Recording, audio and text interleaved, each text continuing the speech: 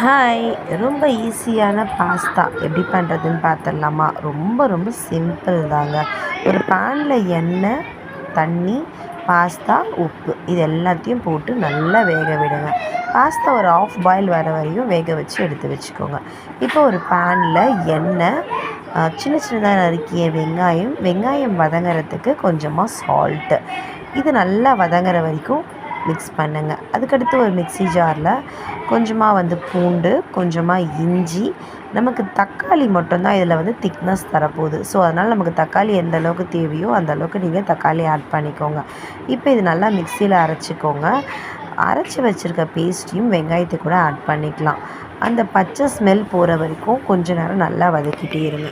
இப்போ இது கூடவே மசாலா ஆட் பண்ண போகிறோம். இப்போ நான் ஆட் பண்ண போகிற மசாலா பார்த்தீங்க அப்படின்னா வெறும் கரம் மசாலா அண்ட் நம்ம நார்மல் மிளகாத்தூள்.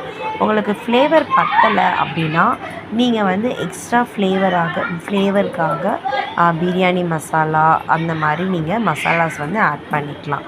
பட் இது ரெண்டுமே பார்த்திங்கனாலே செம்மையாக இருக்கும். ஸோ இது மட்டுமே எனக்கு போதும்னு சொல்லி நான் இந்த 2 ஃப்ளேவர் மட்டும் ஆட் பண்ணிக்கிறேன். இது கூடவே நல்லா எண்ணெய் பிரிஞ்சு தக்காளியோட ஸ்மெல் எல்லாமே போனதுக்கப்புறமா இப்போ ஆஃப் பாயிலாக நம்ம வேக வச்சு எடுத்து வச்சுருக்கோம் இல்லையா பாஸ்தாவில் இருக்க தண்ணியும் கொஞ்சம் ஆட் பண்ணிக்கோங்க. அது கூடவே லாஸ்ட்டாக டொமேட்டோ சாஸையும் ஆட் பண்ணிக்கலாம்.